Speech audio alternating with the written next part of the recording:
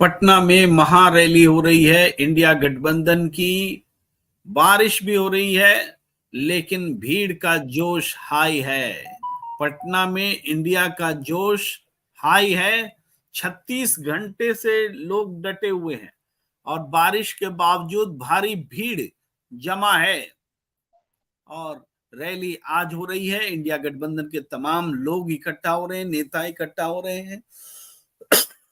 आज इसी विषय पर बातचीत करने के लिए हमारे साथ जुड़ चुके हैं देश के जाने माने राजनीतिक विश्लेषक संजीव कौशिक जी। मैं हूं प्रेम कुमार। प्रणाम इंडिया में आप सबका बहुत बहुत स्वागत है। और संजीव कौशिक जी, ये जो पटना में भीड़ जुट रही है, ये मामूली भीड़ नहीं है। इस भीड़ के लिए तेजस्वी यादव ने बहुत जतन किया है। पूरे प्रदेश में जन विश्वास यात्रा निकाली।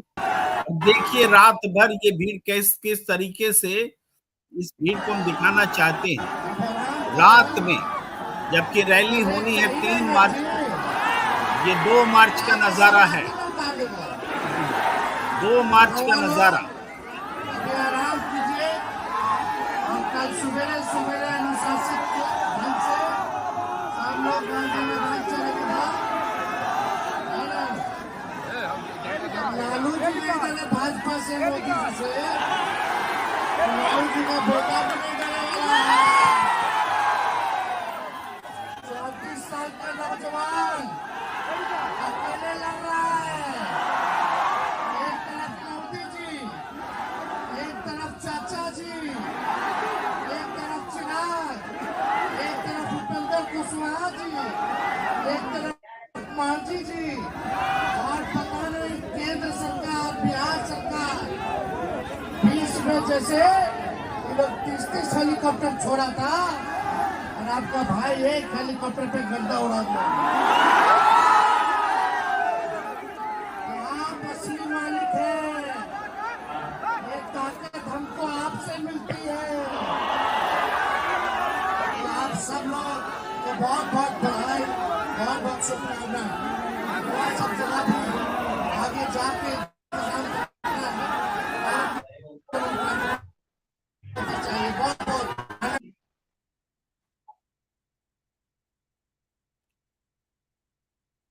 तो इस तरीके से आप देख रहे थे कि किस कदर पटना में जोश हाई है। भारी भीड़ रात के समय, जबकि रैली आज होनी है। और मैं कह रहा था सुनील जी, संजीव जी, ये तेजस्वी यादव ने बहुत मेहनत की है इस रैली के लिए। ऐसा नहीं है कि ये रैली अचानक से हो रही है। पूरी मेहनत की है, पूरी तैयारी की है और इसके लिए पूरे प्रदेश के लोगों से वादा लिया था और वादे के हिसाब से लोग वहां पहुंचे हैं। एक दिन पहले ही वहां नरेंद्र मोदी जी और नीतीश कुमार की भी रैली हुई है।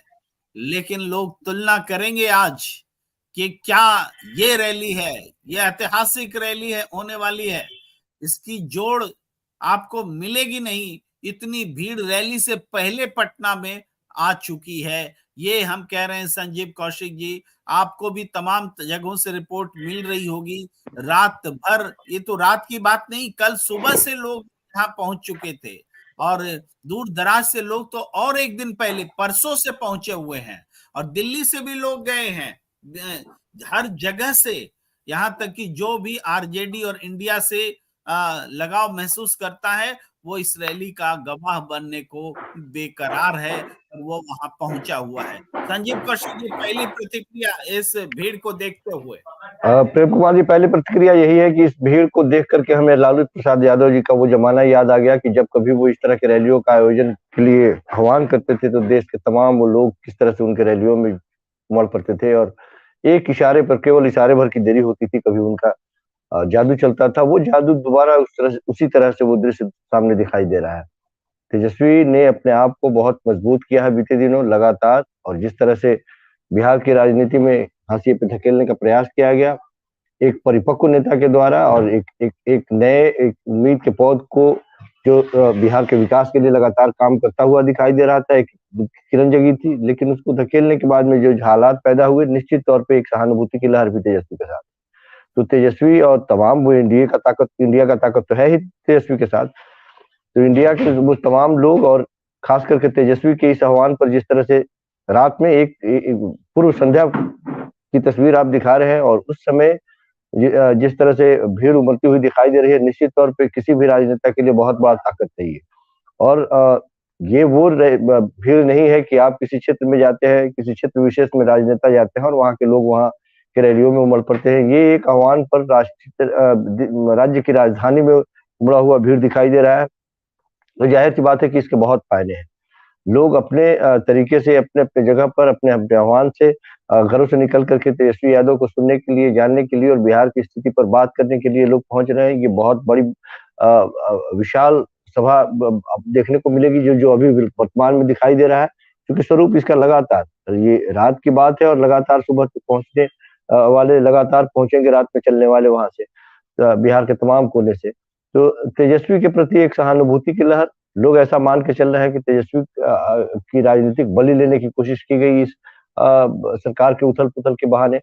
नीतीश कुमार ने एक बड़ा दांव चलाया या फिर एनडीए ने उनकी क्षमता को समाप्त करने का प्रयास किया, लेकिन तेजस्वी ने जिस तरह से सधे अंदाज में अपने आप को मजबूत किया है और प्रतिक्रिया जिस तरह से सधी हुई, एकदम परिपक्व नेता के जैसे उन प्रतिक्रिया दी है और विकास पर फोकस रखा अपने आप को, ये बहुत बड़ा कारण रहा इस तरह के सभाओं में उनकी भीड़ उमड़ने का और लोगों के विश्वास को जीतने का।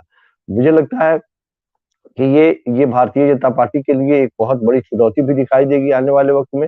निश्चित तौर पे हाथ-पाँव उनके फूलेंगे ये भीड़ दिखाई देने के बाद। कोशिश इनकी भी रहेगी, इनकी तरफ से तो अभी शुरुआत ही है, कोशिश इनकी तरफ से भी रहेगी कि इस तरह से कोई एक और जवाब दी बात जाए। है संजीव, जी, बड़ा इमोशनल बात है। जी। जब तेजस्वी यादव पूरे प्रदेश में जन विश्वास यात्रा कर रहे थे, तो वो जनता से कह रहे थे, लालू जी आपसे मिलना चाहते हैं, लेकिन बहुत बीमार हैं, वो आ नहीं सकते आपके पास। क्या आप लालू जी से मिलने पटना जाएंगे? ये बात इमोशनली लोगों को लालू जी से अटैच कर रही थी। और हमें लगता है लालू प्रसाद जी ने भी जो स्पीच दिया, वक्तव्य दिया मीडिया के जरिए कि आप लोग अधिक से अधिक आइए, हम आपसे मिलना चाहते हैं, हम आपसे बात करना चाहते हैं। तो ये लालू कनेक्ट भी है इस भीड़ के पीछे, तेजस्वी का जादू भी है, लालू कनेक्ट भी है। सामाजिक न्याय की जो बात, जिस बारे में लोग कहते हैं कि हमें उठकर खड़ा होना और बोलने का जो हक है, जो हिम्मत है, वो लालू प्रसाद ने दिया। ये कहीं ना कहीं कनेक्ट कर रहा है संजीव कौशिक जी। ये बात बिल्कुल सही है सर कि लालू प्रसाद के आगमन से पहले की स्थिति जो बिहार में थी, या हम खूब जानते हैं कि वहां पे पिछड़ों की क्या स्थिति थी, दलितों की क्या स्थिति थी। कोई अपने हक मांगने की बात तो छोड़ दीजिए, कोई जुबान खोलने की बात भी नहीं करता था, जुबान भी नहीं खोल पाता था। तो लालू यादव के इतिहास जब उनका इतिहास लिखा जाएगा तो निश्चित तौर पे ये उसमें दर्ज होगा कि यदि किसी को या ऐसे लोगों को जुबान देने का काम यदि किसी ने किया तो वो लालू प्रसाद यादव ही थे। वो अपने हक के लिए लड़ने का अधिकार या फिर आंखों में आंखें डाल करके आज के वक्त में जिस तरह से पिछड़े अपने हक की बात करते हैं, वो लालू प्रसाद यादव की ही देन है। तो लालू प्रसाद की जो देन है वो निश्चित तौर पे इस समाज के लोगों को पता है और वो एहसानमंद रहेंगे, पीढ़ियों तक एहसानमंद रहेंगे कि लालू प्रसाद यादव के राजनीति में आने के बाद में ये दिशा बदली थी। तो जाहिर सी बात है कि लालू यादव से कनेक्टिविटी और लालू यादव की अपील को लोगों ने बहुत संजीदगी से लिया। इसलिए मैंने कहा कि कभी लालू प्रसाद यादव के एक आह्वान पर इस तरह की भीड़ हुआ करती थी। आज यदि लालू प्रसाद नहीं भी क्षेत्र में भ्रमण कर रहे हैं तो उनका ये मार्मिक अपील कि हम मिलना चाहते हैं और तेजस्वी के द्वारा लोगों तक ये बात पहुंचाया जाना और उनका मीडिया के द्वारा ये अपील निश्चित तौर पे जादू का काम किया है। और वो लोग जो लालू प्रसाद के चहेते हैं, जानने वाले हैं, लालू प्रसाद की उनकी राजनीति से वाकिफ है कि किस तरह की राजनीति वो करते हैं, किस तरह से गरीबों के लिए काम करते हैं, किस तरह से पिछड़ों को हिम्मत देने का काम करते हैं। तो वो निश्चित तौर पे ये बहुत बड़ा एक रैली के रूप में आपको दिखाई देगा और ये आने वाले समय में बिहार के भविष्य का भी दिशा तय करने वाला है। ये रैली कि किस तरह से बिहार में करवट बदलने जा रही है सरकार। और ये लगातार कोशिश तो यही है इनकी कि उन तमाम सीटों पर जिस पे पहले गठबंधन के साथ जीते थे वो उन सीटों पर जुगत लगाई जाए, वो कोशिश भी कर रहे हैं। लेकिन मुझे लगता है कि इस बार बहुत टेढ़ी खीर साबित होगी, बिहार के लोगों में एक आक्रोश है, वो आक्रोश भी इस रैली के माध्यम से दिखेगा आपको, क्योंकि जरूरी नहीं है कि लालू प्रसाद यादव के आह्वान पर केवल लालू जी के चहेते लोग हैं, उसमें एनडीए के भी लोग हैं, सब तरह तरह के लोग अलग अलग अपने अपने तरीके से लोगों ने आह्वान किया है और वो सारे लोग पहुंच रहे हैं। तो जाहिर सी बात है कि बहुत मजबूती के साथ बढ़ता हुआ तेजस्वी का ये अमला कुमला दिखाई दे रहा है। देखना ये होगा कि शाम में इस रैली के बाद में किस तरह की प्रतिक्रिया विपक्षी पार्टियों की तरफ से आती है। विशाखा ट्रेवल ने ये बहुत अच्छा इसे परिभाषित किया है, यह भीड़ अन्याय के विरुद्ध न्याय की भीड़ है। चुनाव में तो ईवीएम बाबा का ही चलेगा, ये भी आशंका वो जता रहे हैं। पारस जी कह रहे हैं कि आज की रैली चंद्रशेखर और जेपी जैसी ऐतिहासिक होगी, बदलाव की मयार निकल जाएगी, दिल्ली भी हिल जाएगी। पुनर्गठन डेरिया कह रहे हैं कि पंडित राहुल गांधी और तेजस्वी मिलकर देश को नई राह दिखाएंगे। कृष्ण कुमार लिख रहे हैं, Prem ji, all journalist are overestimating Modi, all journalist are overestimating Modi, I am sure BJP cannot cross 150। ये कह रहे हैं कांग्रेचुलेशंस 26 के सब्सक्राइब प्रेम जी। आपको भी धन्यवाद, ये सब आप लोगों की वजह से हो रहा है, लगातार आप जुड़ते हैं। 26,000 हमारा सब्सक्राइबर स्ट्रेंथ पहुंचा है। कैलाश जी कह रहे हैं लालू जी जैसा वादे का पक्का है और दिल का सच्चा कोई नहीं। संजीव कौशिक जी, और भी प्रतिक्रियाएं मैं लेता हूं, बहुत सारी प्रतिक्रियाएं आई हैं जिसको मैं थोड़ा बता देना चाहता हूं, फिर आपके पास आता हूं। आज की रैली सारे रिकॉर्ड तोड़ देगी, बीजेपी की हवा निकाल देंगे तेजस्वी राहुल। फिर लिख रहे हैं, वो कैलाश जी कह रहे थे, कैलाश चौधरी जी की थी। ये पारस जी लिख रहे हैं, प्रेम कुमार जी आपने चीज देखे क्या, कल जो बीजेपी की सूची आई उसमें से राजस्थान में 11 सीटें और गुजरात में 15 सीट का अभी तक ऐलान नहीं हुआ, वहां कुछ डैमेज हो सकता है। राजस्थान में बीजेपी को बहुत डर लग रहा है और उन्होंने वसुंधरा राजे के बेटे को टिकट भी दिया है। चलिए, कैलाश जी कह रहे हैं ये कोई मोदी नहीं, कोई पीएम नहीं, कोई भाड़े की भीड़ नहीं, सिर्फ मोहब्बत की भीड़ है। बहुत बढ़िया से आपने डिफाइन किया इस भीड़ को, इस रैली को। प्रमोद माकर जी कह रहे हैं बिहार में सामाजिक सौहार्द की जड़ें काफी मजबूत है, जिसका श्रेय लालू जी को जाता है। नमस्कार कर रहे हैं प्रदीप बाबू जी, आपको भी नमस्कार है। कैलाश चौधरी जी लिख रहे हैं, क्या इसे क्रांति की शुरुआत समझ लेना चाहिए? क्रांति का मतलब दरअसल बदलाव होता है, परिवर्तन होता है, और एक ऐसा परिवर्तन होता है जिसमें जनता भागीदार रहती है, व्यवस्था बदल जाती है, उसको क्रांति कहते हैं। और उस हिसाब से निश्चित रूप से आप सही कह रहे हैं कैलाश चौधरी जी। प्रेम जी और कौशिक जी को प्रणाम। विनय प्रसाद जी, आपको भी नमस्कार हमारा। पारस जी कह रहे हैं कल की उम्मीदवार 195 में से 28 महिला प्रधानमंत्री जी को अपनी पार्टी में ही 33% महिला आरक्षण देना चाहिए। पारस जी, इतना मत हड़बड़ाइए, महिलाओं के प्रति आरक्षण दूसरी पार्टियां भी कोई बहुत उदार नहीं है। यहीं से जेपी आंदोलन की शुरुआत भी हुई थी, कैलाश चौधरी ने ये लिखते हैं। प्रेम जी व कौशिक जी को नमस्कार। कौशलेंद्र सिंह कह रहे हैं आज की रैली कई ऐतिहासिक होने जा रही है, तो भीड़ अन्याय के विरुद्ध न्याय की भीड़ है, चुनाव में तो ईवीएम का बाबा ही चलेगा। इस तरीके से और कुछ नई प्रतिक्रियाएं लेते हैं हम। देखिए, जकीरा सैयद कहते हैं Modi Putin same way people are blind to see the facts. Sushil Vishwakarma, Nitish ji ने मोदी जी सामने कहा है वो जहां हैं वहीं रहेंगे। हम इस पर भी आएंगे, बहुत जल्दी आएंगे। थोड़ी सी प्रतिक्रिया पढ़ लेते हैं।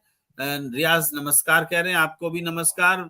प्रेम सर, बीजेपी को युवा को एक भी वोट नहीं मिलेगा, पूरे भारत 100%। आपको लगता है कि युवा नाराज हैं? ओटीएस लिख रहे हैं देश से आरएसएस बीजेपी भगाओ, देश बचाओ, जय किसान जय जवान, ईवीएम हटाओ, संविधान बचाओ, जुमला पार्टी हटाओ, भारत के न्याय जनता न्याय पाओ, जागो जनता। इस तरीके से नूरैन वारसी कह रहे हैं आरजेडी जिंदाबाद। सम्राट सिंह की भी प्रतिक्रिया आ रही है, राम राम, आपको भी राम राम। चेरी ब्लॉसम कह रहे हैं सबको मिलकर जो सरकार में है उसका काम का हिसाब रखना चाहिए। बिल्कुल, जो सरकार में सबका हिसाब रखना चाहिए, जनता का हक है उनसे पूछने का। जी संजीव कौशिक जी, ये जो रैली हो रही है इंडिया की रैली है, आपने भी कहा लेफ्ट के नेता भी पहुंचेंगे, राहुल गांधी भी पहुंचेंगे, तेजस्वी यादव की अपनी क्षमता, अपनी ताकत भी दिख रही है, सामाजिक न्याय भी दिख रहा है, राहुल गांधी का जो 5 न्याय की बात वो कर रहे हैं वो भी है। इस तरीके से ये रैली एक तरह से लोकसभा चुनाव की दिशा निर्देश देती दिख रही है। संजीव कौशिक जी। प्रेम कुमार जी, निश्चित तौर पे हम इसे इंडिया गठबंधन की रैली के तौर पे ही लेते हैं, लेकिन सच बात यह है कि बिहार में तेजस्वी की पार्टी जो है राजद, वो सबसे बड़ी पार्टी है और बड़ी मजबूत पार्टी है। निश्चित तौर पे उनका अपना एक प्रभाव तो होगा ही, और उस प्रभाव के वजह से भी यदि रैली में भीड़ है तो ये कहने में कोई गुरेज नहीं है कि इंडिया गठबंधन के लिए पूरी भीड़ है और भीड़ में इंडिया गठबंधन मजबूत होती हुई दिखाई दे रही है। हाँ, ये रैली केवल आप इसे लोकसभा तक ही नहीं सीमित रखें, इसे विधानसभा तक इसकी गूंज जाएगी। यदि ये रैली अपने आकार को पा लेता है, जिस तरह से रात के स्पीड से या रात के जो दृश्य दिखाई दे रहे हैं उसी स्पीड में यदि ये बढ़ता गया, तो निश्चित तौर पे इसका प्रभाव आने वाले वक्त में उस विधानसभा चुनाव में भी नीतीश कुमार जैसे मुख्यमंत्री के लिए हाथ पांव फुलाएंगे। ये मैसेज है, ये एक मैसेज है कि बिहार के मतदाता आखिर चाहते क्या है। ये मैसेज है कि बिहार के मतदाता किस तरह से नाराज है सत्ता पक्ष से। ये मैसेज है कि बिहार के मतदाता किस तरह से छला हुआ महसूस कर रहे हैं एक ऐसे पार्टी के मुखिया से जो सबसे कम वोटों के साथ या कम संख्या के साथ लगातार सिरमौर बना रहा और बड़ी-बड़ी पार्टियों को वो अपने पीछे-पीछे घुमाता रहा, उसके साथ बार्गेन करता रहा। ये गुस्सा है उन लोगों का जो ये सोचते हैं कि जनता जो है उनकी बपौती होती है, वो जिधर चाहे जब चाहे लोग मुड़ जाएँगे और उनके पीछे-पीछे जनता चली जाती है। तो ये आक्रोश एक तरह से दिखाई दे रहा है, और निश्चित तौर पे इसमें युवाओं की बात, किसी अपने एक दर्शक ने कहा कि युवा आज के युवा कोई वोट नहीं करने जा रहा है, तो युवाओं में जो आक्रोश है सरकार की नीतियों के विरोध में, युवाओं के भविष्य को जिस तरह से सरकार ने अंधेरे में डाला है, चौपट किया है, उसका एक आक्रोश तो दिखाई देगा इस बार के इस लोकसभा इलेक्शन में। तो उसका भी प्रभाव है। आप देखेंगे कि युवाओं के द्वारा इस रैली में बहुत भारी मात्रा में शिरकत की जा रही है, वो भी आपको आने वाले वक्त में दिखेगा। हमको जानकारी मिली है कि ज्यादातर युवा इस आक्रोश में कि इस बार परिवर्तन की लहर है, इस बार नहीं तो कभी नहीं, और लगातार ये इस संकल्प के साथ कि इस सरकार को उखाड़ फेंकना है और एक नई सरकार जो लोकतांत्रिक तरीके से चले, सबका विकास करे, सचमुच में समाज में कोई खाई पैदा करने की कोशिश नहीं करे। वो तमाम जो विपक्षी पार्टियां या इंडिया गठबंधन के लोग जिन सिद्धांतों की बात कर रहे हैं, उस सिद्धांतों से प्रेरित होकर के सारे लोग कूच कर रहे हैं पटना की तरफ। देखना ये होगा, इसलिए मैंने कहा कि देखना ये दिलचस्प होगा कि जब ये रैली समाप्त होता है तो उसके बाद में विपक्षी पार्टियों की प्रतिक्रिया क्या होती है और कौन सा काट वो खोजते हैं।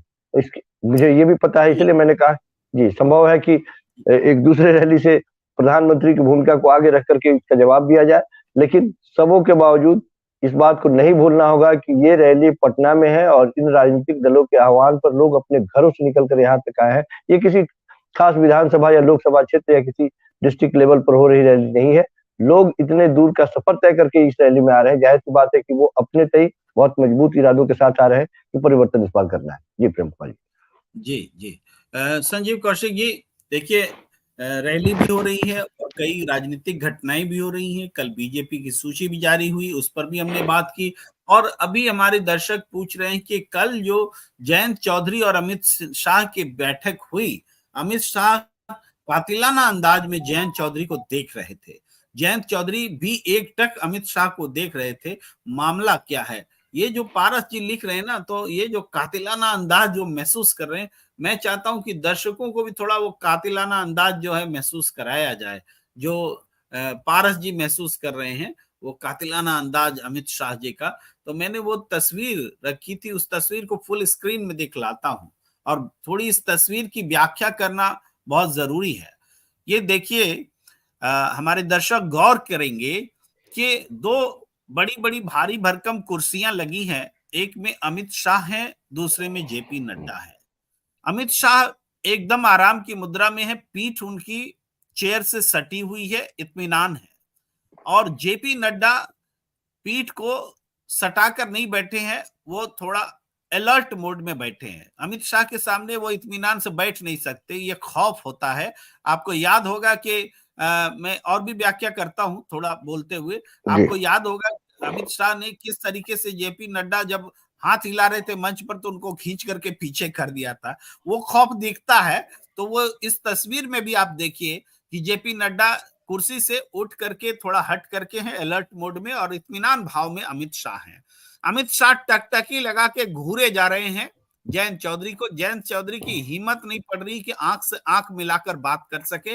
वो जेपी नड्डा और अमित शाह के बीच में अपनी नजरें रखे हुए हैं और उनको निहार रहा है। उनका साथ का असिस्टेंट उनसे 2 फरलांग दूरी पर है। देखिए 2 लोगों की सीटें खाली हैं।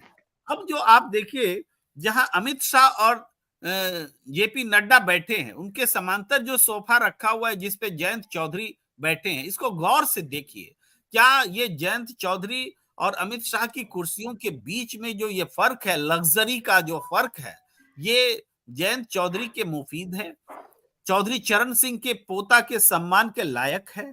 क्या ऐसा लग रहा है कि बराबरी के हक में बात की जा रही है? मतलब ये तस्वीर बहुत कुछ बयां कर रही है। नरेंद्र मोदी ने मिलने से इनकार कर दिया जयंत चौधरी से, नहीं मिलेंगे, और इनको अमित शाह और जेपी नड्डा से मिलकर के संतोष करना पड़ा। और वो भी किस रूप में मिल रहे हैं? देखिए जैसे कोई आपस घर में मान लीजिए कोई डिलीवरी बॉय आया है, उसको बिठा करके बात की जा रही हो, इस अंदाज में ये दोनों नेता जयंत चौधरी से बात कर रहे हैं कि मानो कोई डिलीवरी बॉय आया है, सामान दिया है, थोड़ा सा पानी पी के चले जाओ, ये अंदाज है। इसलिए मैंने इस तस्वीर को आपको दिखाया। और पारस जी आपका बहुत बहुत धन्यवाद कि आपने जब ये टिप्पणी की तो मैंने जल्दी से उस तस्वीर को निकाला और आपको पेश करने का लायक बनाया, क्योंकि आपकी टिप्पणी जो थी बहुत महत्वपूर्ण थी और मैंने उसको समय दिया कि इसका थोड़ा विश्लेषण किया जाना जरूरी है। कुछ और प्रतिक्रिया लेने से पहले मैं एक और विजुअल पर आना चाहता हूँ। वो विजुअल है कि नीतीश कुमार के साथ नरेंद्र मोदी जी ने क्या व्यवहार किया, वो बहुत जरूरी है देखना। संजीव कौशिक जी, अभी दर्शकों की प्रतिक्रिया अभी थोड़ी देर रहने देते हैं। देखिए ये क्या तस्वीर थी, गजब की तस्वीर।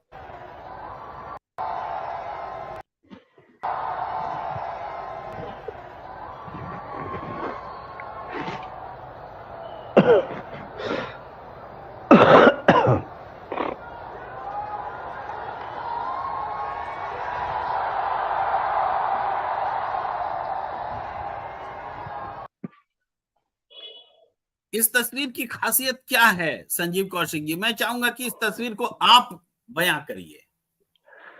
देखिए सच बात यह है कि नीतीश कुमार लगातार सफाई देने का प्रयास कर रहे हैं, लेकिन नीतीश कुमार के चेहरे पर जो स्वाभाविक रूप से जिस तरह से मुस्कान पहले रहती थी, वो मुस्कान गायब। नीतीश कुमार भी समझ रहे हैं कि उनके साथ जो खेला खेलने की बात हो रही है, वो खेला खेल दिया भारतीय जनता पार्टी ने। लगातार वो ये बात लोगों के बीच में भी ये समझाने का प्रयास कर रहे हैं कि अब कहीं नहीं जाएंगे। इतनी बार वो सफाई दे चुके हैं कि लोगों को ये यकीन ही नहीं हो रहा है कि वो कह क्या रहे हैं। सूबे के मुख्यमंत्री का बार बार इस तरह से बयान बदलना और ये कहना कि अब इधर नहीं जाएंगे, अब उधर नहीं जाएंगे और हर बार चले जाएंगे, जिसमें ये बार बार भरोसा देना पड़ रहा है कि हम कहीं नहीं जाएंगे। और लोगों को यकीन नहीं हो पा रहा है कि वो जो बोल रहे हैं उस पर कोई यकीन भी कर ले कि वो नहीं जाएंगे। और खास करके हालांकि तेजस्वी यादव ने जिस तरह की बात बोली और जिस तरह से तेजस्वी ने, संजीव कौशिक जी, मुझे इस तस्वीर को देख करके एक और तस्वीर याद आ रही है जी, और वो तस्वीर थी कि नरेंद्र मोदी जी को एक बड़ा सा माला पहनाने के लिए आगे बढ़ रहे हैं लोग, और उस बड़े माला के दायरे में वृत्ताकार जो रूप बनता है, उसमें जेपी नड्डा जी भी शुमार हैं और राजनाथ सिंह भी शुमार हैं। इस बीच अचानक एंग्री मैन अमित शाह का आगमन होता है और वो जैसे माला पकड़ते हैं और घूरते हैं राजनाथ सिंह को, राजनाथ सिंह तुरंत सिर निकाल लेते हैं माला से, और जेपी नड्डा तो समझदार है, वो तो रोज झेलते हैं उनको, तो उन्होंने तुरंत मुड़ी निकाल लिया और माला जो है सिमट करके नरेंद्र मोदी जी तक रह गया।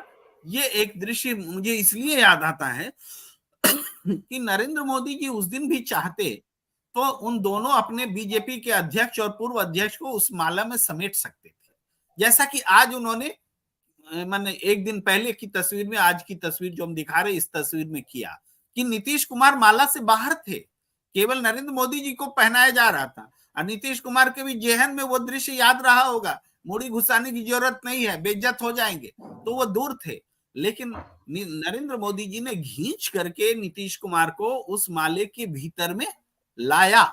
तो ये जो सम्मान नीतीश कुमार को मिला और जेपी नड्डा और राजनाथ सिंह को नहीं मिला, ये एक कंपैरेबल चीज है, आप इसको थोड़ा सा एलोबरेट करिए। प्रेम कुमार जी, ये सम्मान नहीं, इसे आप सम्मान भी नहीं कहें, ऐसा नहीं है, ये फितरत में है, ये राजनीतिक अवसरवादिता है एक तरह से। उन्हें पता है कि यदि इस समय हम माला के अंदर में डाल लाएंगे तो इसमें क्या मैसेज आएगा। नरेंद्र मोदी जी प्रतीकात्मक राजनीति करने में बहुत माहिर आदमी है, वो जानते हैं कि किसका मैसेज क्या होगा और व्यापक परिप्रेक्ष्य में किस तरह से लोग इसको लेंगे, तो वो जानते हैं। एक बार नहीं, कई बार सार्वजनिक तौर पर कई बार आपने देखा है कि नरेंद्र मोदी जी हो या फिर अमित शाह जी हो, वो कई बार मंचों पर इस तरह की हरकतें कर चुके हैं कि अपने से कमतर अपने सहयोगियों को या अपने से कमतर अपने अपने ही पार्टी के लोगों को कमतर आंकने का उन्होंने प्रयास किया है और उन्हें धकेला भी है। चाहे वो कैमरे के सामने आने की बात हो या कुर्सियों पर बैठने की बात हो या फिर पहले बोलने की बात हो या फिर स्टेज पर से हटा देने की बात हो, वो तमाम तरह के वीडियो जो जो सार्वजनिक तौर पे है, ऐसा नहीं है कि ये बंद कमरे की बातें हैं और किसी ने एडिट करके इसको सामने लाया, ये सार्वजनिक तौर पर इस तरह की कई बार घटनाएं हो चुकी है। नड्डा साहब के हाथ को पकड़ के जिस दृश्य की बात आप कर रहे हैं कि राजनाथ सिंह जी थे जिसमें नड्डा साहब थे, जिसमें किस तरह से अमित शाह हटाए, एक दिन पहले नड्डा जी का हाथ पकड़ के अमित शाह ने हटा दिया था, कुर्सी पर ले जाकर उधर खींच दिया था। तो वो लोग इस मामले में बड़े मजबूत हैं और बड़े साफ उनका विजन है कि हम दो हमारे दो वाली स्थिति है कि ये कुनबा जो है वो कुनबा हमारा है और हम जैसे चाहेंगे वैसे घुमा के रखेंगे। क्षमा करेंगे, हम दो हमारे दो नहीं, हम ही दो। तो ये स्थिति है उन लोगों की। तो ये कोई खास बात नहीं है इसमें। यहाँ पे यदि उसके अंदर में डालने का प्रयास किया गया तो उनको पता है कि उन्हें भी एहसास कराने की नौबत आ गई है कि नहीं, इस बार ये मन से आए हैं, इन्हें हमने एक्सेप्ट कर लिया है। जिस तरह से दरवाजे बंद करने की बात थी, किसी कीमत पे नहीं जाने की बात थी, उनके मर जाने की बात थी, नहीं इधर आने की बात थी, बीजेपी के उन कार्यकर्ताओं और जदयू के कार्यकर्ताओं के बीच में जो खटास है आज के वक्त में, क्योंकि इस सरकार के बनने से पहले तक दोनों आमने सामने एक दूसरे के प्रतिद्वंदी के तौर पे थे और बड़ी उस तरह से गर्मा गर्म बहस और तीखी आलोचना एक दूसरे की करते थे। तो उन खाई को पाटने का प्रयास कर रहे हैं और दिखाने का प्रयास कर रहे हैं कि हम सब एक हैं, एक होके हमें लड़ना है। वो लगातार मैसेज देने का प्रयास कर रहे हैं। नीतीश कुमार भी यही लोगों से अपने बताने का प्रयास कर रहे हैं कि नहीं, अब हम कहीं नहीं जाएंगे, अब आ गए तो आ गए, इधर ही रहेंगे हम। जबकि लोगों को इस बारे में पूरा यकीन है कि ये व्यक्ति इस कदर ढुलमुल है कि इसकी कोई गारंटी नहीं है कि वो संभव है कि वो न बीजेपी में जाए, न इधर जाए, न उधर जाए, हो सकता है एकला चलो करा पकड़ ले। तो ये भरोसे के लायक जो भरोसा उन्होंने तोड़ा है पिछले कुछ वर्षों के दौरान और जिस तरह की ढुलमुल नीतियां उन्होंने बनाई है, जिस तरह से उन्होंने अपना धर नीचे गिराया है और मजबूत जिस व्यक्ति को एनडीए के उस कद्दावर नेता के समक्ष खड़ा होते हुए पूरा हिंदुस्तान देख रहा था, उस नेता का झुक जाना, उस नेता का धर नीचे गिरा देना और जाकर के समर्पण कर देना, ये बिहार के स्वाभिमान के साथ एक तरह से खिलवाड़ लोग समझ रहे हैं, जिसकी वजह से बार बार उनको इस बात का एहसास कराना पड़ रहा है कि अब कहीं नहीं जाएंगे, अब यही है, यही रहेंगे और इन्हीं के साथ रहेंगे, इन्हीं के साथ राजनीति करेंगे। वो बार बार एहसास कराने का प्रयास कर रहे हैं और उसी की एक कड़ी वो भी दिखाई दे रहा है जिसमें वो अंदर में उनको खींचा जा रहा है। उनको भी उससे कोई मतलब नहीं, वो प्रतीकात्मक राजनीति देके जो मैसेज देना चाहते हैं, वो जनता मैसेज समझ रही है कि आप जो फटे हुए नोट है उसको चिपकाने का प्रयास कर रहे हैं और उसको चलाने का प्रयास कर रहे हैं। जी प्रेम कुमार जी। जी, और संजीव कौशिक जी, मैं भी अपनी उस बात को रखता हूं जो आपने कहा कि सम्मान नहीं है और मैंने कहा कि ये सम्मान है। मैंने इसलिए कहा कि नीतीश कुमार का वो सम्मान कर रहे हैं, ये डर के भाव से पैदा हुआ सम्मान है, रिगार्ड अंतर भाव वाला सम्मान नहीं है। लेकिन ये सम्मान ये बताता है कि इस मंच पर जो चिराग पासवान की गैर मौजूदगी थी, इस मंच पर जो उपेंद्र कुशवाहा की गैर मौजूदगी थी, इससे उपजा जो डर है नरेंद्र मोदी में, उनको उनमें जो आत्मविश्वास की कमी है कि बिहार में हम अकेले चुनाव लड़ ही नहीं सकते, जीत ही नहीं सकते, और ये आत्मविश्वास बीजेपी में कभी आया ही नहीं और इस बार भी नहीं है। तो आज भी ऐसे समय में जबकि बिहार में भारतीय जनता पार्टी के नेता ये मान रहे हैं कि नीतीश को साथ में लेकर हमने अपने पैर पर कुल्हाड़ी मार ली है, लेकिन नरेंद्र मोदी जी को तब भी अपने नेताओं पर विश्वास नहीं है। उनको लगता है कि नीतीश कुमार को लेकर के ही हम कुछ इलेक्शन लड़ सकते हैं। तो अपने दम पर चुके उनको चुनाव लड़ने का भरोसा नहीं है, तो वो नीतीश कुमार के गले पड़ रहे हैं, नीतीश कुमार के गले पड़ रहे हैं, हम ये कह रहे हैं। ऐसा आप ये जान रहे हो, जो व्यक्ति नीतीश कुमार के डीएनए को खराब बताया करता था, नीतीश कुमार ने जिनको बिहारियों के सम्मान से जोड़ा था, वो व्यक्ति गले पड़ रहा है। ये हालत 2024 के आम चुनाव के नब्ज को टटोलने के लिए, आप कहते हैं ना कि जब चावल पक रहा होता है तो एक चावल का दाना बता देता है कि सिचुएशन क्या है, ये तस्वीर उसको बयां करती है। ये यहाँ पर मेरा कहने का पूरा तात्पर्य था। मैं एक बार फिर तेजस्वी यादव के साथ जो रात वाली भीड़ है वो तस्वीर में दिखाना चाहता हूँ दर्शकों के बीच में। उस तस्वीर को मैं दोबारा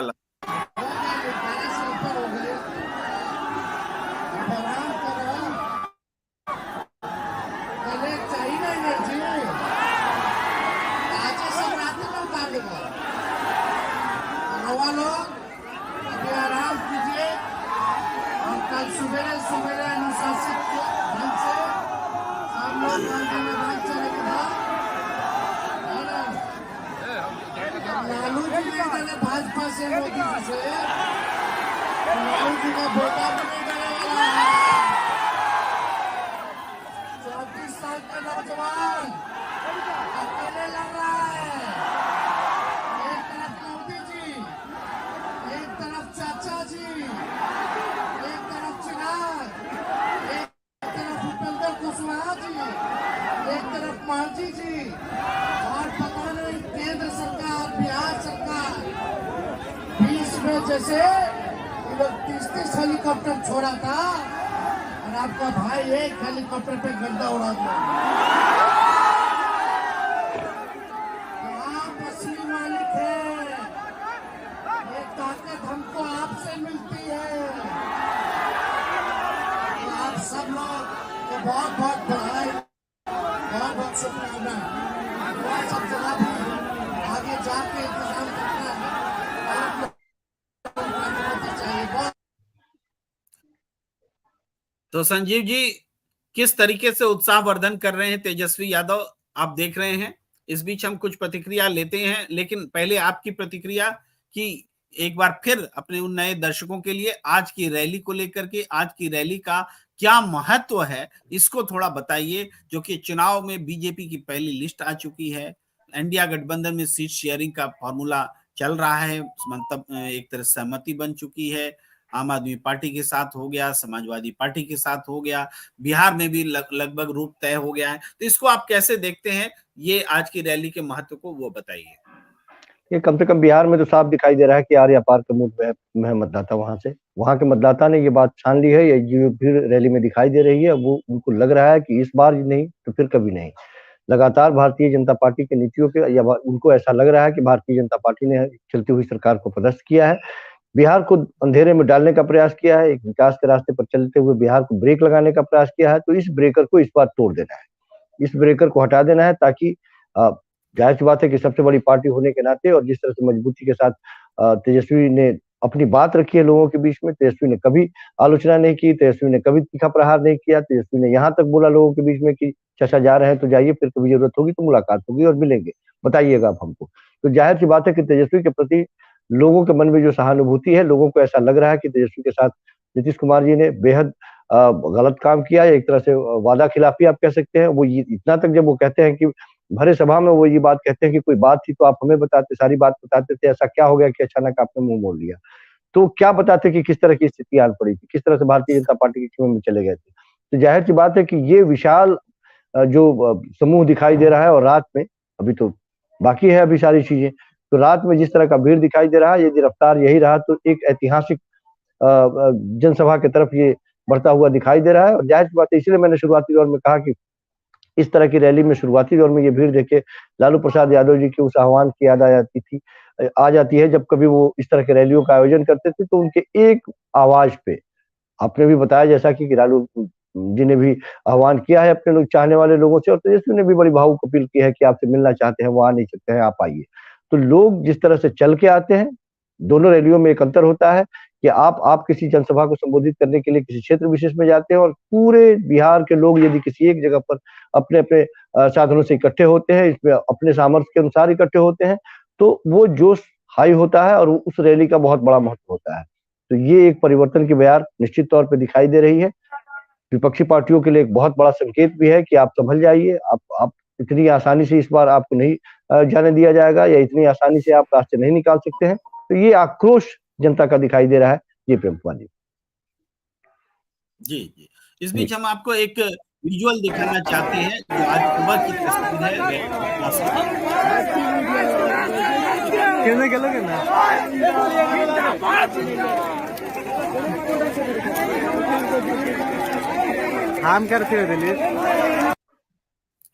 देखिए, ये इस तस्वीर में खासियत क्या है कि बारिश हो रही है, इसके बावजूद भीड़ रैली के लिए बनी हुई है। और सुबह सवेरे की तस्वीर है। आप इससे माहौल पता चल रहा है कि माहौल क्या है। मैं कुछ प्रतिक्रियाएं ले लेता हूं। इमरान जी लिख रहे हैं कि बीजेपी तीसरी बार नहीं आएगी, क्योंकि पहले भी बीजेपी 2004 में बहुत बचते हुए देखा है, जब तो वाजपेयी खिलाफ क्यों नाराजगी नहीं थी।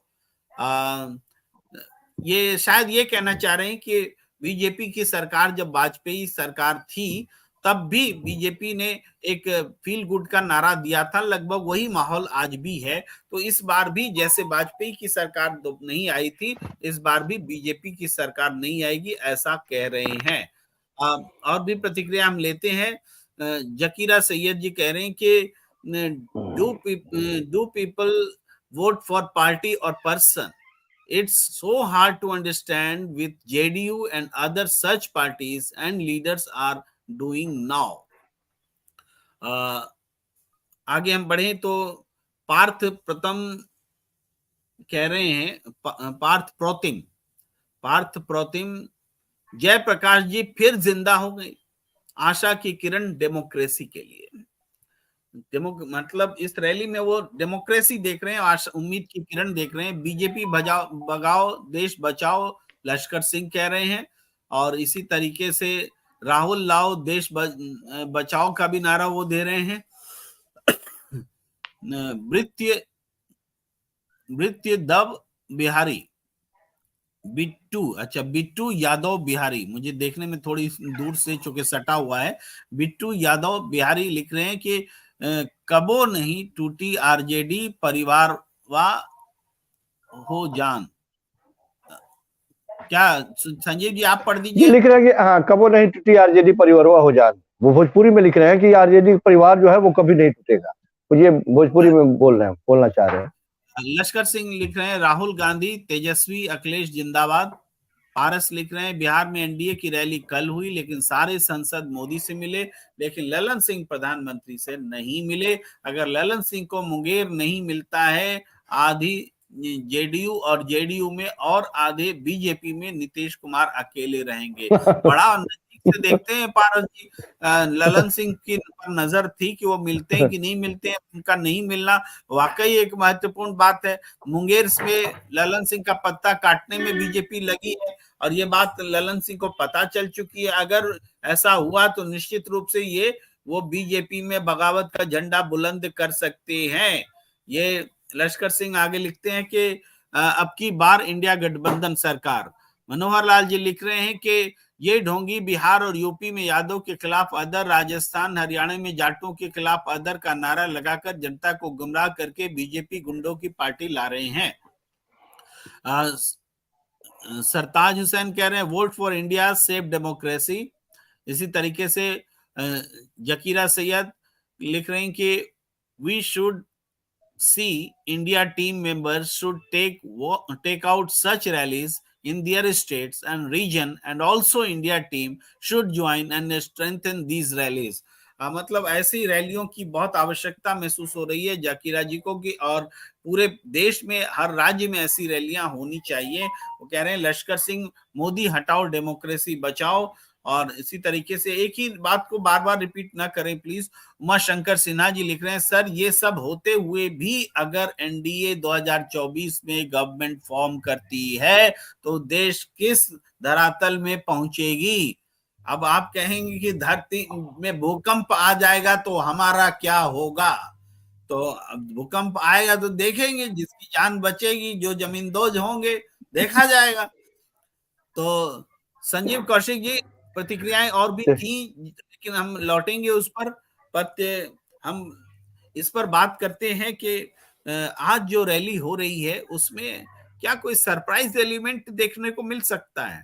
मान लीजिए तेजस्वी चिराग पासवान टाइप से जो घटनाएं घट रही हैं, एनडीए में नहीं जा रहे हैं, उपेंद्र कुशवाहा उधर नहीं जा रहे हैं, ऐसा कुछ हो सकता है कि अचानक गेस्ट अपीयरेंस एकदम शानदार किस्म से? राजनीति में असंभव कुछ भी नहीं है प्रेम कुमार जी। निश्चित तौर पे हम उन लोगों के बारे में बात कर रहे हैं जो एनडीए की नीतियों से सहमत नहीं है। उसके साथ वो मान के चल रही है, वो पार्टी या वो नेता मान के चल रहे हैं कि उनके साथ बेहतर रवैया नहीं है और उनको यूज एंड थ्रो वाली स्थिति उनकी बना के रखी गई है। तो जाहिर सी बात है कि यदि ऐसा कुछ दिख जाए तो कोई आश्चर्य की बात नहीं होगी। अंदर खाने में क्या चल रहा है, नहीं चल रहा है, वो तो वक्त बताएगा। लेकिन ये बात तो सही है कि जहाँ पे ये जिन नेताओं के बारे में चर्चा कर रहे हैं पहले से है, वहाँ पे सहज नहीं है, ये सहज भाव से नहीं है। उनको वो तवज्जो जितनी मिलनी चाहिए वो तवज्जो नहीं मिल पा रही है और वो अकुलाहट पे वहाँ पे अभी वर्तमान में है, अभी खड़े हैं, लेकिन वहाँ भी अपनी आवाज को वो उठाने का प्रयास कर रहे हैं। संभव है कि इस तरह की कहीं कोई चर्चा जैसे हम लोग चर्चा कर रहे हैं, इससे पहले भी चर्चा चली हो तो वहाँ खड़े, क्योंकि एनडीए के लोग बड़े तेज तर्रार होते हैं, बहुत जल्दी सूंघ लेते हैं वो कि चल रहा है, किधर हवा चल रही है और किधर बयार चल रही है, कहीं कुछ गड़बड़ ना हो, तो वो जल्दी उसको कंट्रोल करने का भी प्रयास करते हैं। तो संभव है कि इस तरह की बात चली हो तो कंट्रोल करने का प्रयास करें, लेकिन असंभव भी नहीं है कि इस तरह से कुछ अचंभायुक्त कुछ बातें देखने को मिल जाए। और चूंकि एक उम्मीद की किरण, ये बात तो बिल्कुल तय है कि 10 साल कम नहीं होता है, 10 साल सत्ता में बने रहने के लिए कम नहीं होता है। और 10 सालों में आपने आपके हिस्से में जो उपलब्धियां हैं वो ज्यादातर उपलब्धियां लोगों के रोजी रोटी से संबंधित उपलब्धियां नहीं है। ज्यादातर आपके हिस्से में सौहार्दपूर्ण वातावरण बनाने वाली स्थितियां नहीं है आपके हिस्से में। ज्यादातर आपके हिस्से में वो चीजें हैं जिससे आपने राजनीति में अपनी सफलताएं तो पाई है, लेकिन हमारे सेहत पे कोई फर्क नहीं पड़ने वाला उससे। इसीलिए मैंने कहा, कल भी मैंने कहा और आज भी मैं कह रहा हूं कि वो जिन उपलब्धियों के बारे में बात करने का प्रयास करते हैं उन उपलब्धियों से एक आम गरीब को कोई फर्क नहीं पड़ने वाला। एक रोजाना जो कमाता और खाता है उसके ऊपर कोई फर्क पड़ने वाला नहीं है। जो जिसे राम और रोटी में चुनने की बात की जाए और जिसे रोटी बेहद जरूरी है, रोटी चुनने वाला व्यक्ति, रोटी के लिए लाइन में लगने वाला व्यक्ति, रोटी के लिए हाशिए पर खड़ा व्यक्ति को आप राम की प्रतिमा थमाने का प्रयास करेंगे तो वो नहीं थाम पाएगा उसको। पहले उसके लिए रोटी की व्यवस्था होनी चाहिए, उसके बाद में वो राम के बारे में सोचेगा। और यहाँ राम को प्राथमिकता देकर के वो ध्रुवीकरण का माहौल बनाया जा रहा है, यहाँ बांटने का प्रयास किया जा रहा है। यहाँ पाकिस्तान को सबक सिखाने से हिंदुस्तान के सामने पाकिस्तान की क्या हैसियत, कोई हैसियत नहीं, जब चाहे चुटकी में मसल दे। लेकिन उसका हाइप खड़ा करके हमने जवाब दे दिया, हमने मुंह तोड़ दिया, उसको सबक सिखा दिया, हमने कश्मीर को शांत कर दिया। इन सब चीजों से हिंदुस्तान के निवासी को कोई खास फर्क नहीं पड़ता। वो चाहते हैं कि आप हमारी बात कीजिए, हमारे फ्यूचर के बारे में बात कीजिए, हमारे बच्चों के बारे में बात कीजिए। अभी हालिया में उत्तर प्रदेश में जिस तरह से मैंने कहा कि जो जिस गुजरात मॉडल की बात कर रहे हैं, गुजरात मॉडल तो नेपथ्य में चला गया, अब उत्तर प्रदेश मॉडल चारों तरफ लागू है। पहले कांस्टेबल की भर्ती, पहले आरओ की भर्ती लीक हुई, एआरओ की, उसको भी कल पता चला कि उसको भी कैंसिल कर दिया गया, अगले 6 महीने के अंदर में कराया जाएगा। फिर पता चला कि कांस्टेबल की भर्ती अभी पहले लीक हुई थी, उसको भी कैंसिल कर दिया गया। कल परसों पता चला कि सीबीएसई की के पेपर भी लीक हो गए हैं और उसके बारे में भी सरकार संजीदगी से सोच रही है। तो कई ऐसे मुद्दों पर जब लगातार, फ्यूचर भविष्य कौन है? भविष्य तो युवा ही है। युवाओं के भविष्य से लगातार आप खिलवाड़ कर रहे हैं, उसे रोजगार देने के नाम पर आप उसे फॉर्म भरवा रहे हैं, पैसे ले रहे हैं और रोजगार देने के नाम पर 6 महीने आगे का वेट कराने की बात कर रहे हैं, फिर उसको टरका देने का काम कर रहे हैं। तो युवाओं में आक्रोश, किसी ने कहा था कि सचमुच में युवाओं का इतना बड़ा आक्रोश है कि उसको भी झेलना पड़ेगा भारतीय जनता पार्टी। युवाओं को ये बात समझ में आ गई है कि ये हमारा इस्तेमाल जिस तरह से राजनीतिक दल अपने फायदे के लिए करते हैं, उसी तरह से ये पार्टी भी हमें लगातार लॉलीपॉप देती रही और हमारे भविष्य के लिए कुछ नहीं कर रही है, हमारे मजबूती के लिए नहीं कर रही है। नौकरियां नहीं हो, ये बात तो समझ में आती है कि नौकरियां सारी जगह पर सीट पूर्ण है इसलिए नौकरियां नहीं दी जा रही है, लेकिन भर्तियां खाली हो, रिक्तियां हो अलग अलग जगह पर। सेंट्रल गवर्नमेंट में 10 लाख से ज्यादा रिक्तियां हैं अभी के वक्त में, और उसके बावजूद भी यदि भर्तियां सरकार नहीं कर रही हो तो निश्चित तौर पर प्रश्न तो खड़ा होगा ही होगा। पैसे आपके पास हैं तो किसके लिए पैसे हैं, किस फंड में खर्च करने के लिए पैसे हैं, ये तो बताए। हिंदुस्तान को आपने यूपीए गवर्नमेंट से लेकर के और इस गवर्नमेंट की बात करें तो लगातार जितना गर्जियों में पूरे हिंदुस्तान को आपने डाल दिया है वो भी दिखाई दे रहा है। आप कहते हैं कि सशक्त भारत का निर्माण कर रहे हैं और एक तरफ दूसरी तरफ ये भी कहते हैं कि 80 करोड़ लोग हम 5 किलो अनाज पे जिंदा रख रहे हैं। तो कौन सा निर्माण कर रहे हैं आप? सच तो ये है कि हकीकत यही है कि आप ट्रिलियन बिलियन की बात कर रहे हैं, लेकिन हकीकत 5 किलो का वो अनाज ही है जिसपे 80 करोड़ हिंदुस्तानी जीवित है। तो ये लोग समझ रहे हैं कि आपने देश को कहाँ पहुंचा दिया है। आपने मझोले वर्ग के जितने भी व्यवसायी थे, व्यवसायी वर्ग के लोगों कमर तोड़ के रख दिया आपने। जीएसटी को प्रयोगशाला बना दिया आपने लोगों को। तो स्थिति ये है कि व्यापारी खुश नहीं है, स्थिति ये है कि नौकरी करने वाले खुश नहीं है, स्थिति ये है कि नए बच्चे खुश नहीं है, गृहिणी खुश नहीं है। एक आम आदमी जो कमा के खाने वाला है, उसकी स्थिति आप देखेंगे तो वो तबाही के मंजर से अपने आप को जूझता हुआ पा रहा है।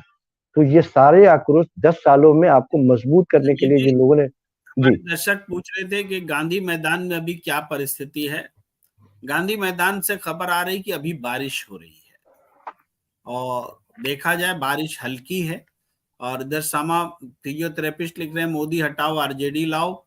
हम देख रहे हैं मनोहर लाल जी लिख रहे हैं मीडिया और सरकारी एजेंसियों के दम से जबरिया सरकार स्थापित कर रहे हैं। रमेश केटी लिख रहे हैं जय हो इंडिया। और जकीरा सैयद जी लिख रहे हैं कि जाकरिया सैयद जी लिख रहे हैं UP Akhilesh, Bengal Mamata, left parties in Kerala and important here is Congress leaders should work hard in their states and north region to gain such public support and win at least 30-40 seats in north. 30-40 seat north में जीतने की आकांक्षा और इसके लिए मेहनत करने की बात कह रहे हैं जाकिरा जी। इस तरीके से प्रोतिम बैज बरुआ देख रहे हैं कि politics is perception, India creating wave naturally, NDA is creating artificial wave, that is difference. बहुत बढ़िया से आपने बताया कि कृत्रिम वातावरण पैदा कर रहा है एनडीए, जबकि स्वाभाविक वातावरण इंडिया पैदा कर रहा है। अयूब खान लिख रहे हैं कि बीजेपी में जो भी गया है वही वो जलील हुआ है। पारस लिख रहे हैं कि इंडिया और एनडीए में अगर टाई तो टीडीपी बाय एसआरसीपी और बीजेडी का रोल होगा, लेकिन प्रधानमंत्री मोदी ने कभी गठबंधन सरकार नहीं चलाई, तो देखना होगा क्षेत्रीय दलों को किसे समर्थन देते हैं। वैसी स्थिति में पारस जी वो क्षेत्रीय दल जो बीजेपी उनकी पहली पसंद नहीं होंगे, उनकी पहली पसंद गैर बीजेपी ही होंगे। अभी कोई चारा नहीं है तो बीजेडी जैसी पार्टियां क्या करें। संजीव जी को और हमें सलाम नमस्ते बोल रहे हैं। रमेश केटी जी आपको भी नमस्कार। अशोक शर्मा जी, प्रेम जी, एक बात तो पक्की है कि 2024 में राजनीतिक रूप से कमजोर एनडीए का मुकाबला मजबूत इंडिया गठबंधन से है। ये आप सही लिख रहे हैं और इस बात को लोग मान नहीं रहे हैं, डिबेट में चर्चा में मान नहीं रहे हैं। सरताज हुसैन कह रहे हैं जिस प्रकार जनता की हवा बीजेपी ने खराब कर रखी है, उसी प्रकार जनता ने बीजेपी की हवा खराब कर देगी। बीजेपी बहुत बुरी तरह हारेगी, जुमलेबाजी से अब काम नहीं चलेगा। इसी तरीके से अशोक शर्मा जी कह रहे हैं बिहार क्रांति का जनक रहा है। आज पटना में होने वाली इंडिया गठबंधन की रैली 2024 का ध्वजवाहक बनेगी। और व्यू 90 का कमेंट है कि कल मोदी के सामने नीतीश जिस तरह बार बार ये कह रहे थे कि हम कहीं नहीं जाएंगे, उसके बाद साफ है कि नीतीश जी अब बहुत कमजोर हो गए हैं। एक अच्छा ऑब्जर्वेशन रियाज कह रहे हैं कि मीडिया अब कहाँ सो गई है। सपा ने सीट का ऐलान किया, इंडिया को बिना भरोसे में लिए सीट का ऐलान कर दिया। बीजेपी ने भी एनडीए को बिना सीट दिए 51 सीट का ऐलान कर दिया। मीडिया में हिम्मत नहीं कि बीजेपी से सवाल करे। प्रमोद बांकर जी कह रहे हैं यूपी नौकरी मांग रहे युवा को जेल भेजा गया, वापस आते ही युवा ने राजभर आशीष पटेल को सबक सिखाने की कसम खा ली। चलिए ये सारी प्रतिक्रियाएं आ रही हैं। और ओम प्रकाश पाल जी लिख रहे हैं 80 करोड़ के हाथ में कटोरा है, विश्व गुरु का कटोरा है। भाजपा हटाओ देश बचाओ, मोदी हटाओ संविधान बचाओ, जुड़ेगा भारत जीतेगा इंडिया, विश्वास बोल जी कह रहे हैं। Bihar inter level SSC only लिख रहे हैं प्रेम सर, केवल 3D इमेज और मीडिया का कमाल है, नहीं तो राहुल गांधी के सामने कहीं से टिकने वाला नहीं है मोदी जी। अशोक शर्मा जी लिख रहे हैं कि पहले महंगाई का निर्धारण मांग सप्लाई के आधार पर होता था, आज सरकार महंगाई बढ़ाने में महत्वपूर्ण कारक स्वयं बन गई है, ऐसा वो कह रहे हैं। अनिल मिश्रा जी लिख रहे हैं ईवीएम की सुनवाई के लिए बेंच बदल गई, क्या ये सही है? बिल्कुल आप सही कह रहे हैं, और जिस बेंच में गया है उस बेंच से बहुत ज्यादा उम्मीद नहीं है अनिल मिश्रा जी। सितार सरताज हुसैन बीजेपी के नेगेटिव राजनीति है जो देश हित में नहीं है, इंडिया गठबंधन की पॉजिटिव राजनीति है जो देश हित में है। व्यू 90 का कमेंट है भाजपा की पहली लिस्ट ने बहुत कुछ स्पष्ट कर दिया है। शिव गोपाल शुक्ला लिख रहे हैं now the end of the Paltu Ram era. और इसी तरीके से इमरान ने लिखा है कि अब क्यों क्यों नई खेल नहीं करने वाले मोदी जी, क्या क्या कर सकते हैं वो तो सतपाल मलिक ने बोला है। इस तरीके से लालेंद्र राज जी आरजेडी लिख रहे हैं। हम आपको एक संजीव कौशिक जी एक तस्वीर भी दिखाना चाह रहे थे, और वो तस्वीर मेरे ख्याल से तैयार हो गई होगी। हमने ये तस्वीर आपको दिखाते हैं कि आज सुबह क्या माहौल है इसके बारे में। ताजा तस्वीर आप देखिए।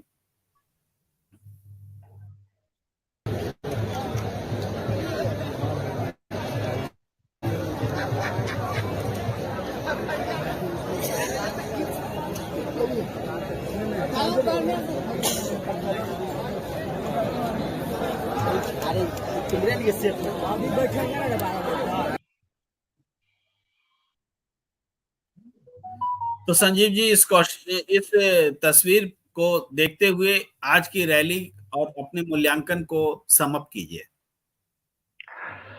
ये जो रैली दिखाई दे रही है, आप आसमान की तरफ देख रहे होंगे, घने घने काले काले बादल दिखाई दे रहे हैं, उसके बावजूद ये लाल लाल झंडे और उसके बाद में टोपी और लोग डटे हुए हैं। बहुत कुछ बयां करती है। दृढ़ इच्छा शक्ति और संकल्प के साथ ही जो व्यक्ति आया होगा वही इस तरह के बारिश में भी टिका होगा। जाहिर सी बात है कि ये मजबूती के साथ लौटेगा तो फिर एक नए ऊर्जा के साथ लौटेगा, बिहार में बदलाव की बयार वो बहाएगा।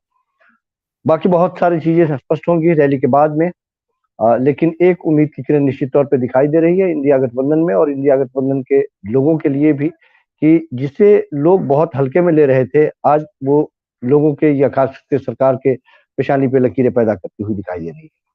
बाकी इसी के साथ ये विमर्श को इसी जगह पे विराम देते हैं और अपने तमाम उन दर्शकों से एक छोटी सी अपील, रोजाना के जैसे, कि आपके टीवी स्क्रीन पर एक QR कोड दिखाई दे रहा होगा।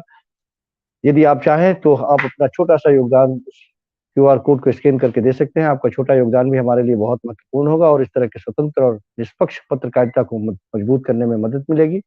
हम आपके इस मदद के लिए सदा आभारी रहेंगे।